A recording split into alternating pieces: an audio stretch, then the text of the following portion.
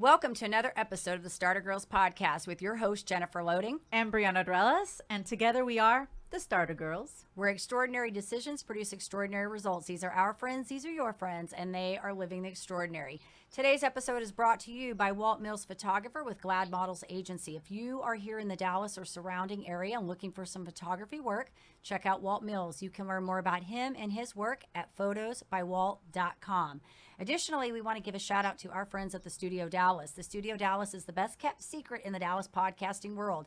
If you are looking for a studio with top-notch technology, video and audio recording capabilities, as well as a production team to help things go smoothly, then the Studio Dallas is the place to be. You can learn more about them through us at startergirls@gmail.com. And head on over to startergirls.com and pick up your free gift. We want to help you up-level those decision-making skills. We also want to keep in touch outside the podcast. So head over to startergirls.com and pick yours up today.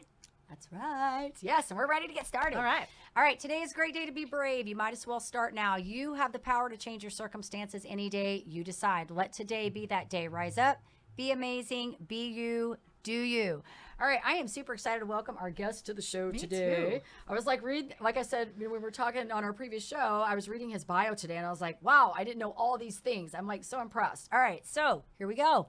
Dr. Rob Bell is a sports psychology coach, author, and speaker. He has spoken to several organizations, including the NFL, the NSCA, the PGA, Marriott, and Walgreens as well. He's written 7 books on mental toughness, of which his latest book is PUKE and RALLY. It's not about the setback. It's about the comeback. We're going to have to talk about that.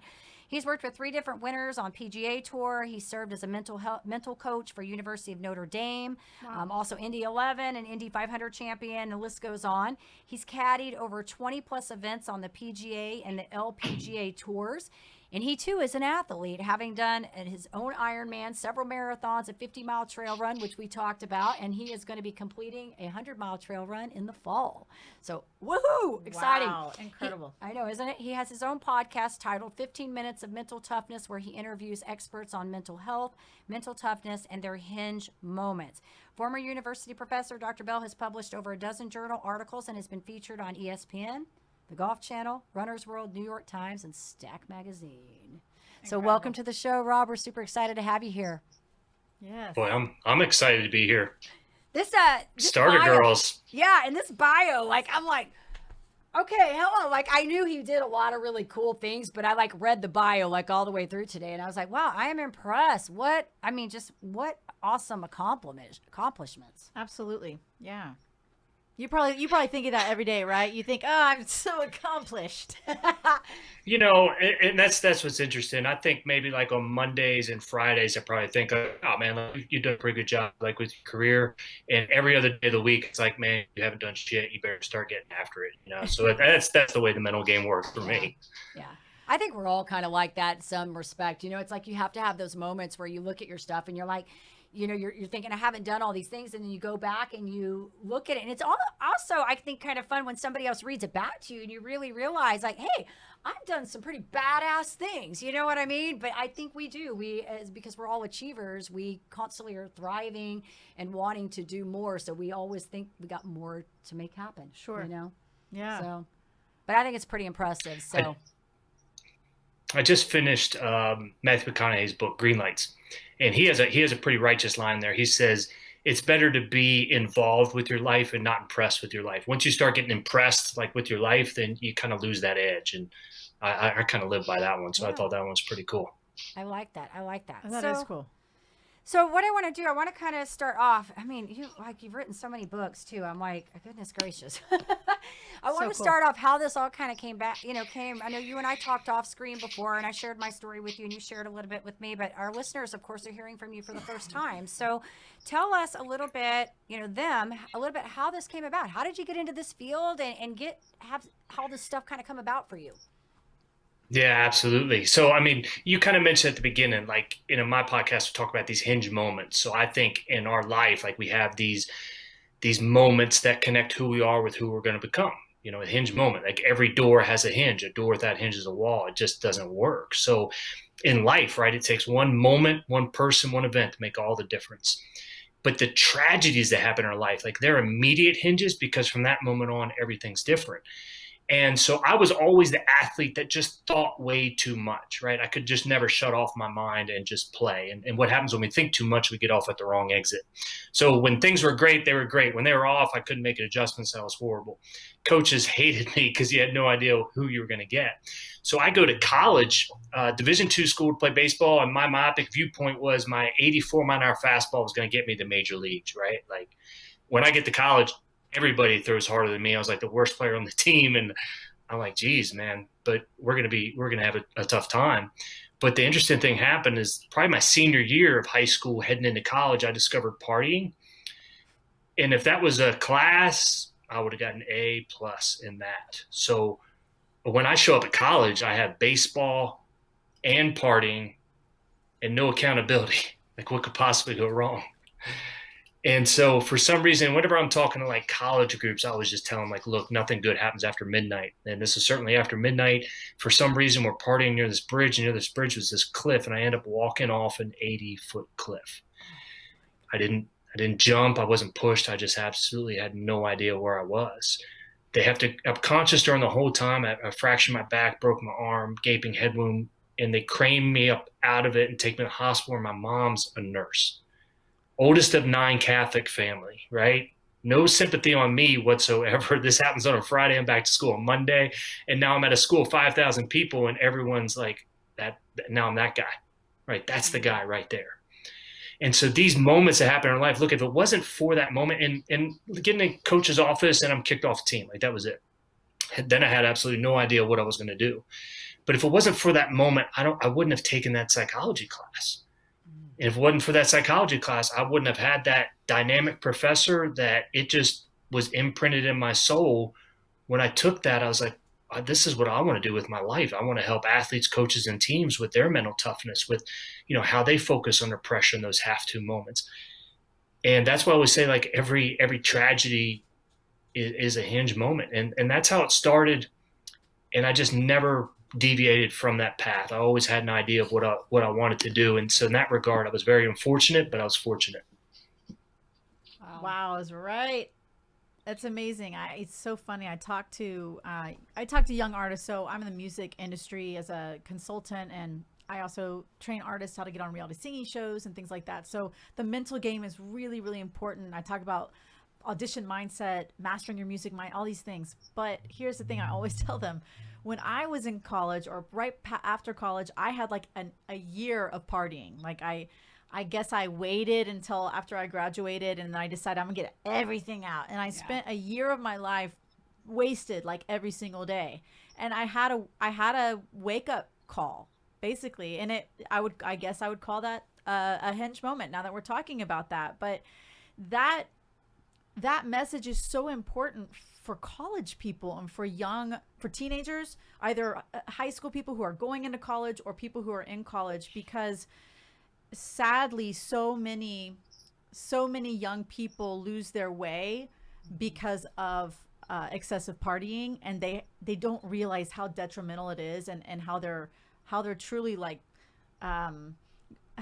interrupting a potential path that they might be on. But again, I'm with you. I don't regret it, because it put me onto the path where I am today. So it was something that I had to experience and a journey I had to go on. But it was also devastating. And I mean, I don't want that for my kids. I don't want them to have to take that path in order to figure out, okay, maybe that wasn't a very good path for me. I'm going to maybe go this way. I don't know. It's a hard lesson to learn, but at the same time, I love that you're talking about it, because it's so important for young people to hear. I don't drink anymore, and then my kids just never get to see it, and I think, like, because if it gets socially acceptable in our circle, in our 4 walls of our house, then it's like it's okay to do. And look, nothing, and again, it's all about having a good time, and that's fine, but it's to get to the highest level of where we want to be, and I know like where kids want to be. There's just really not enough time for that stuff. And it's not like I don't like hanging out and having fun, but it's, look, I mean, I'm running every Saturday and Sunday morning. So, I mean, you can't be out till like midnight when you got to get up at 4:30 and hit it up. But yeah, it's a good point, man.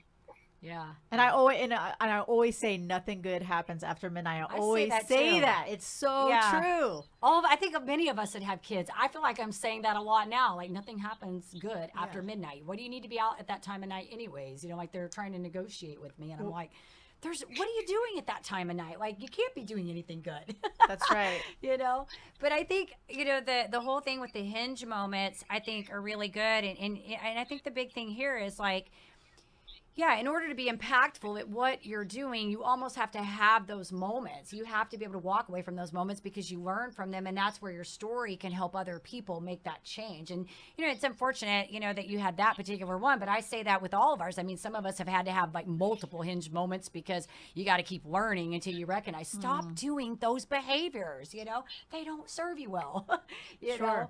But that's when you can become good at what you're doing. And so I think it's awesome. And like I said, you've done so many incredible things. And I think on the positive side of that, like no matter how bad our situation is, or no matter how bleak an outcome looks, it literally only takes one, right? It takes one person to connect us. It takes one opportunity just to connect who we are with who we're going to become. And that's what we're getting ready for. We just don't know when that moment's coming. That's the importance of like the mental toughness. Yeah.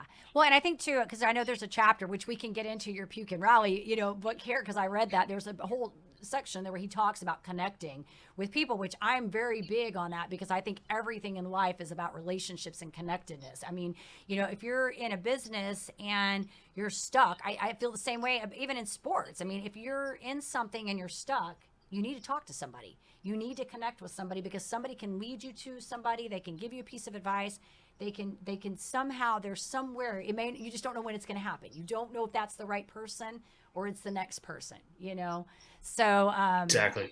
Yeah, I'm with you. And that's the beauty about coaching and what you do, because we don't know what is going to be that word that makes all the difference, right? That just gives them that source of confidence that they take into that audition. But the proof of it is we can all go back. We all remember our favorite coach. And we remember how they made us feel about ourselves. And we don't always remember what they said, but they remember how they made us feel. And I think that's the importance of coaches and so crucial in today's society. Yeah, totally. So you've done 7 books. I'm like, man, we could be here for a while. Let's talk about all these books you've done. I'm impressed that you've written 7 books. I did 1 and I'm like, I keep thinking I'm going to like do this other one. And then I'm like, no. I do not feel like writing right now. I do blogs and that wears me out enough. So, but tell our listeners a little bit about this latest book. I want you to, because your story, the story behind it, I think is really good. And you and I talked about the running because I'm a runner. I don't do the distance that you do, but I know plenty of people that do that distance. And so I'm very familiar with that whole setup. You got this 100-mile race coming up, which awesome. I've seen them. I've been in them. I've like run with people in them. So, but tell us a little bit the inspiration behind this book so our audience knows about it. Yeah, absolutely. Well, I like to test myself in highly stressful environments, and I don't have the speed anymore. So I just like to be in races where if you just keep moving, you'll be successful. And that's what I think the key about life is, right? Like you just have to keep moving, man. Left foot, right foot, no matter how bad things are. If you just keep moving, I really believe in my heart of hearts that we will be successful.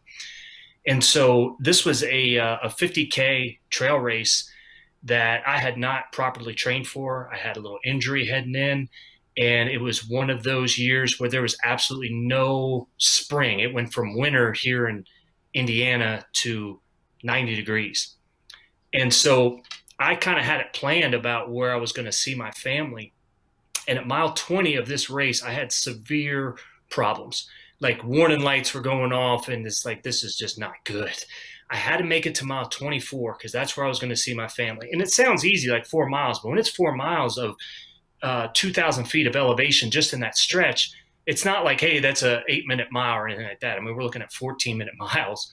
But I get to this aid station at mile 20, and this is what was so important, is when I get there, right, it was like a UT tailgate, except without the alcohol. It had anything I wanted. So I'm like, look, I need to feel better. So I started, boy, some of those Doritos look good, and how about some of that Gatorade? And the Pepsi looks great. Oh, we got Mountain Dew. Let's have some of that.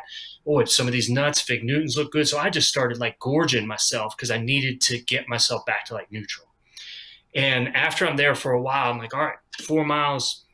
And the thing about physics that's interesting, especially as trail runs, is the next mile was completely straight down. And physics says, right, when you go down, you're going to have to come back up. Right. And on the way back up, it was so bad. I just had to stop there on the side, and then other racers would pass me, you know, and they say the proverbial, "Hey, are you okay?"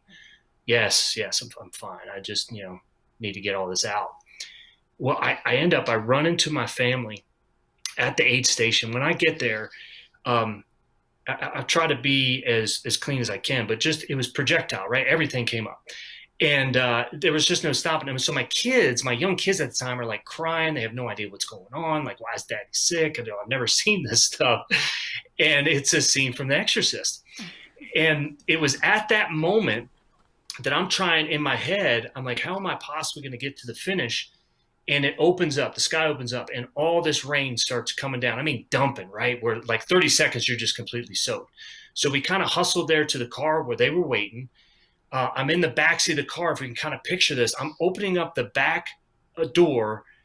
I will throw up, close the door, and then look right in my kids' eyes, who again are still crying because they have absolutely no idea what's going on. My wife comes, she gets in there, and she says, I pulled you from the race. And I really couldn't argue at the time. We'd leave. And then we go to the ranch house of where we rented for this weekend for the race. And on the way there, I remember my son, innocent 5-year-old, says, "You mean daddy had to quit?" Like, it just didn't comprehend to him, right? Because in our house, like, one of the things are like, whatever you're going to start, you're going to finish. Like, we do not quit. And so that voice then was kind of echoing in my head. We get back to the ranch house. I now have the dry heaves, try taking a shower. And I mean, it was just awful. I lay down for a nap. About 20, 30 minutes later, I get up. They come back from having lunch. Now they lay down. And now it's that moment of like, now I'm looking in the mirror at myself and what happened here? Like, what did you just do? Because we don't quit. And they brought back actually like some chicken fingers. I started eating that chicken finger, and that thing stayed down. I had some water, and then my son's voice was echoing in my head. "You mean daddy had to quit?" And it was at that moment right there where I went and I woke my wife up and I said, "We're going back to finish." And one of the lines that we use is like, "We didn't come here to paint." And that's what I told her. She thought I was joking at first. I went right back to where I had dropped an hour and a half, 2 hours later, and ended up finishing the race. I don't recommend doing it that way, but I guarantee too, I've got the record of the slowest time for this race. No one is ever going to beat it. If you look at it, I've got my own sheet. No one's going to beat this time. That's how slow it was. You could have probably just walked the whole thing and it would have been faster. But the thing was, is I finished. And, you know, we really don't know like what we're made of until we're in hot water, right? Like, we don't know how strong a tea bag is until it's in hot water. Same thing with us. And what that just showed me was, same thing about life, man, is like, we're going to have these puke moments. Bad stuff is going to happen. And it's always getting back to, are we going to rally? How are we going to rally? And that's how the book was, you know, really came about. And that's what I firmly believe is that, look, we're all going to have setbacks, but it's not about the setback. It's always going to be about the comeback. So in a sense, that's how the book was written. Yeah, that's awesome. Incredible. Well, and the crazy thing, you know, a lot of our listeners don't really comprehend those type of races. I mean, they're very different than a street race. Like if you go do a 5K or 10K or even a marathon, trail runs are very, very different. So like those, you know, like he's talking about those aid stations, just those alone, like they will have everything from nuts to pretzels to peanuts to bacon to potatoes. I mean, and when you're in the middle of that, you know, like I've been a pacer, you know, where I've done like a 20-mile loop on a 100-mile race, pace somebody on that. So when you're in the middle of those races and you're like feeling that where you hit that wall, you go to those aid stations and yeah, you're just like, give me soda, caffeine, give me the sugar. And you just, it messes with you. Like it will mess with your hydration levels, everything. So it's a very different being out there. But I think the thing that's remarkable about that is the whole fact that you see some pretty crazy things. I've seen people with broke bones out there. Like, you know, the fact that you went and came back and did it, yeah. I think is just amazing. Well, and you'll never have that what if. Yeah. Know? What if I would have gone back and just finished? Or what if, you know, it's like, it's never going to hang on you. Like, yeah. you finished and you can recognize, okay, I guess I didn't train properly for it. And you're going to shift for the next one, right? That's right. That's right. And I think it resembles life because like people would say like life isn't a sprint, it's a marathon. I disagree with that. No. Like I think it's more of like a 100-mile trail run. I mean, you're going to have so many downs. But the thing about it is this is, people have talked to others that have dropped and said, could you have gone? And most of the time, unless it was like really something severe medical, most of the time they're like, yeah, I think I could have kept going. But it's in that moment, right? It's in that when we're in despair and we have no prospects of ever coming out of the hole that we're in, that we quit. And we quit right before we're getting ready to have that breakthrough because we don't know when that's going to happen. And that's the real difficulty of life. And that's what all I believe. It's like if we just stay in it, we will be successful. 100%. We talk about this all the time. Don't quit before like the opportunity comes. Like that's exactly what you said. I'm thinking about running and like how many moments in a run, like you running in a marathon at like mile. I ran a race, Rob, the Irving Marathon. It was like my first, because the one that I was going to do, it had froze over here. And so they canceled it and we did a virtual. So I did a virtual. So I go to run my first marathon in Irving and I hit mile 17. I have a sugar crash. Like I would get migraines in the middle of the races because my sugar would drop so low. So mile 17, I hit the wall and I'm like, I am finishing this freaking race. I did. I walked. I finished that marathon 5 hours. I walked the rest of the thing through it. Like it was awful. But I can see that. Like, I can see that when you're in that moment and you're just like, oh, I am never going to finish this. Like, I just cannot get out of this. And life is like that. Everything you do is totally like that. Everything. And I love how you're talking about putting just put one foot in front of the other, left, right, or right, left, whatever you said. Like, that's, I just think, especially right now after a pandemic, I feel like that's such a relatable message because life is really challenging for a lot of people. And I think that I'm a very positive, optimistic person and I practice positive habits and it's still hard. Yeah. It's still really challenging. So some people are like, oh, you're great. You're so positive. Like, yeah, but that doesn't mean life isn't hard, sometimes, or life isn't challenging. I think I think about that. Okay, I'm going to wake up this morning and I'm going to just put my foot on the ground. Like I'm in my bed laying down. I'm like, oh, I don't know that I even want to get up today. What's going on? And then I'm like, nope, just put one foot on the ground and then put the next foot in front of it. And then, and that's where it all starts. But it's just like what you said, you have to just keep pressing forward. Yeah, it's good. So I want to ask kind of a thought. You've said so many, I think, really good things here that, I would say you've said a lot of really good things that would be beneficial. But if you were going to give somebody, I guess maybe just a simple piece of advice, we've talked a lot here about a lot of different things, hinge moments and all of this, but just maybe something very simple for somebody that's going through something, what would you say to them? So because this is solicited advice, right? Because I hate unsolicited advice. You know what you need to do? Right. That guy. I'm the same way. I hate unsolicited. Yes, but we're asking you. We're totally asking you. It's okay. So boy, so I'd say this one came from Andre Agassi's strength coach. I love spending time with him. Gil Ray's fantastic guy. And he said this, and I just thought this one was pretty righteous as well. He said, look, some battles aren't worth fighting even if you win. So I think of arguments with my trophy wife, right? My wonderful first place trophy wife, Nicole. If I win that argument, like I don't win that argument, right? I really don't. Like even if I win, even if I'm right, I don't win. But the real part of that quote is, and the trophy wife is obviously a joke, but hopefully we get that.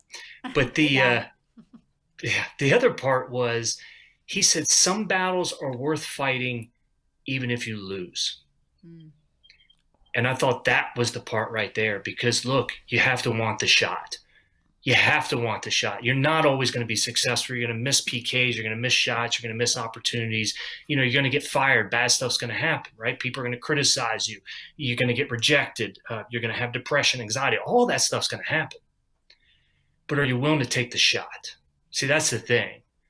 I've missed tons of shots, but I still want the ball in my hands, because there's no way to make that shot unless you're willing to put yourself out there and put yourself on the line to do it. that's why I believe like some battles are worth fighting even if you lose. So being able to take that shot and go for it, I think it's worth it. Because even if we don't reach that stardom level, we're not going to have any regrets about it. And we'll say, look, we were in the arena, we gave ourselves a shot, and we never gave up. And that's how I think success is made. And that's where I believe then we're going to finish where we're supposed to finish. I just got chills. Oh my God, no, I'm like, that has to be the title of the episode. Yeah, it'll be a clip for sure. And I'm like, am I crying? Yeah, it'll be a clip for sure. No, I love that. And I think that's so true. I mean, good. how do you, like I always say, if you want to do something bad enough, what's the worst thing that's going to happen by trying? Right? I think it's much worse to go back and say, I didn't do that and I really wanted to do that and I didn't. Sure. And that's how we've talked about this. That's how I approach everything. If I want to do something, I just automatically assume that we're probably going to have to walk. We're probably going to have some obstacles. We're going to have to get around, but my job is going to be like, we're going to get around them because I'm figuring out how we're going to get on that other side. I mean, that's just how my brain works. But I think, you want the ball in your hand. If you don't take the shot, you're going to wish you did. Sure. Or, you don't be on your deathbed going, I wish I would have done that. Sorry for interrupting, but one of the things that I love is when people say, it's only hard. Yeah. If it's only hard, then that's it. Okay, I've done hard. Yeah. Right. That's good, Chris. Thanks for chiming in. No, that is so true. I'm gonna borrow that one. Yeah, Rob, you got Chris to chime in today. I'm impressed. Bravo. Yes. We don't get to I thought it was Scott for a second. Yeah, our audience doesn't get to see him very God. I think, dear God, are you there? You're like, John, I'm like, who's talking on our podcast? Okay, I think it's time to ask a few I think so too. fun questions. I think you got one to start with today? No. Okay. I'm going to start this off. I got one. Good. Okay, because you're obviously a mentor to a lot of people. Yes. There are a lot of people that look up to you. So I want to know, who would you say has been a mentor for you? Like, obviously you're a psychology teacher, but is there anybody else that you feel like has been like a pivotal role model in your life? Boy, there've been so many. Yeah, I imagine. So one was definitely my mom, and there's, I don't know why, like some memories stick out, like when you're a kid, right? But when my parents got divorced and my mom put herself back through school, she had to take me to the community college classes, and I'm sitting there like in the aisle as a 9-year-old kid. I don't want to be in this class, right. But I remember like her doing it, and she didn't take me that often, but it was a night class, and I remember she took me and a friend to the beach one time, and she slept the whole time because she was working double shifts as an RN, and just to get us there. And she was always my role model when it came to hard work and how bad you want something. I love that. Absolutely. Yeah. Okay, you mentioned one thing I try to do, because I don't put a lot of people on pedestals, because if you put them on pedestals, then you're going to find out, look, they're whatever it was. But I try to take the positive qualities out of the people that I meet and be able to borrow that. It's like, well, I really like how, that sense of humor. I want to be able to borrow that. I really like that compassion, be able to borrow that. So I think, and that's where you can use everybody, even the negative examples, right? Like, I don't want to coach that way. Make sure you're aware of that, talking to your kids. And I try to borrow the positives out of people I can. I can resonate with that too. I'm kind of like that too, because people ask me that question. I'm the same way. I'm like, I don't really know if I have a person that's like that top. There are a lot of people that have been influential in my life, because I've been fortunate to have a lot of mentors, but I'm kind of the same way too, where I like pull pieces from people that I really like about things that they do and try to bring those into what it is that I do. So I love that. Yeah, absolutely. Resonate with that. So you mentioned you have, how many kids do you have? 3? I have two. What's the, since you're a coach, mentor, all the things you've done, what's the funniest thing that you've ever had to like coach your kids through? This is good. Like maybe something that you had to coach them through, but on a funny level? Is there a funny level? Oh my goodness. That's a hard. Kids can be really funny. Kids can. Yeah, kids can be really funny. They bring out the best and the worst in you, I think, as parents. Yes, they do. We kind of put him on the spot because I I'd have to think know. about this one too. Because I'm like, how many moments have I had to like coach my son on things? You know, like I mean, I actually had to coach my 3-year-old daughter not to steal all the popsicles and sweets out of the freezer at midnight. Like, we don't do that. oh, this sounds like something in my house. Okay, so I'm glad you brought that one up. And this was so like as a parent, right? One of the things we talk about is like just tell the truth. If you tell the truth, there can't be repercussions, right? Like we can't punish you. Now that's difficult, right? Because it's like, well, I mean, if you're really going to do something pretty bad, like, is there still going to be a natural consequence from that? So like, it's even a balancing act, like as a parent to do that. And so one of the things that was funny was I remember just in the garage one day, I was looking at my truck. I was kind of looking. I was like, there's like a dent here and a scratch, Uh-oh. and it's like painted over. I'm like, what is this? Oh my goodness. And so what my daughter had done is the bike had fallen over her friend, and it had scratched the side, and she went and got and tried covering it up. And it was just one of those things where, With like she a tries covering permanent it up. marker? Well, no. So it was a little bit older. At least she was this profound. It was nail polish, and so nail polish was on there and it was kind of glossed over. And then we kind of had, and when you call them out, and it's there, and you kind of stand there and be like, "What is that?" And you act like it's, and then they just go so white, like, "Oh my gosh, he sees it." Oh my gosh, like, what is this? And you give them that chance to kind of come out, and she came out and kind of admitted it. But that was a funny one right there. I feel like we've had some of those moments too where they try to fix something. And I'm like, why is this broken? It's been like that. No, there's super glue. There's definitely the leg is super glued on that figurine. Last night I was laying down with my 7-year-old on her pillow, and I feel this really hard thing. I'm like, what is this? Like, it almost felt like a Swiss Army knife, like the size of a Swiss Army knife, and the way that feels. Uh-huh. And I was like, what is this? What? I go, is this a fingernail clipper? Like in her pillowcase. And I was like, and it's like 10 p.m. and the lights are out, and I'm like, Ruby, is this a fingernail clipper in your pillowcase? And she says, well, I know you don't like me to clip my nails by myself, but I thought I would try. And so I was in my bed clipping my nails with my... What? Why is my 7-year-old hiding fingernail clippers in her pillowcase? Hey, she's wanting to be independent, Mom. She's trying to be an independent child. I did. I had to say, well, thank you for being honest with me, but let's not do that again. I'm over here thinking, wait till they get a little bigger because what is she gonna put in her yeah, pillowcase just wait next? because I'm fine. Like, look, my kids are like every day I'm learning something new with my kids, and I'm like, I'm just at the point now where I'm like, okay, you know what? I'm just gonna relinquish my rights as a mom. I think I'm just done. I'm done. I'm like, you want to go hide fingernail clippers? I'd be excited today. That's funny. So it's all good. It's all good. No, that was good, Rob. I like that one. That was good. That I was feel like good. I've had some of those Nail moments polish. too. Love it. Yeah. I think I didn't do that to my parents' car, but I feel like that would have been something I would have tried to do. I could see myself totally doing that. Be like, just don't find it, please don't find it. It's all good. All right, Rob, this has been amazing. So if our listeners wanted to, of course, check out your books, he's got 7 of them, guys. Check them all out. Find out a little bit more about what you've got going on and reach out to you. Where do we want to send them? Sure. So my website's just all one word. It's drrobbell.com. So DRROBBELL.com or PUKEAndRALLYBook.com. And I'm on Twitter and Instagram. So are you at Twitter and Instagram at Dr. Rob Bell? Yeah, that's right. Yep. Thank you.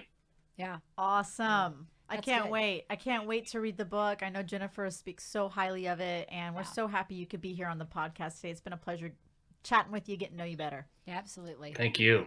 Yeah, and definitely to our audience, check the book out. It's an easy read. It's good. A lot of key points in there, about puke and rally. We love it. It's not about the setback. It's about the comeback. I agree. Concur, right?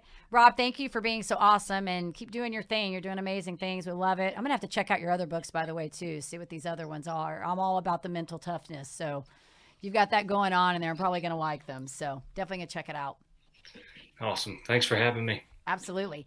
So we want to say to our listeners, of course, if you enjoy our podcast, please be sure you give us a rating both on iTunes and Facebook. Also hit that subscribe button on YouTube.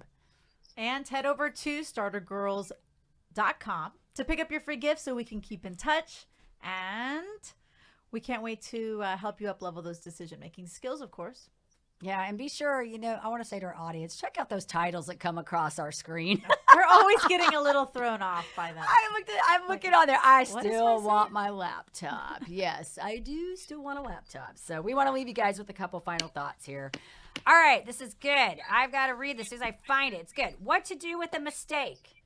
Recognize it, admit it, learn from it, and forget it. That is by Dean Smith. So good, Love so it. good. And also, in order to have success, you must start, and every start begins with a decision. All right, you guys take care, be safe, and be kind to one another. We will see you next time.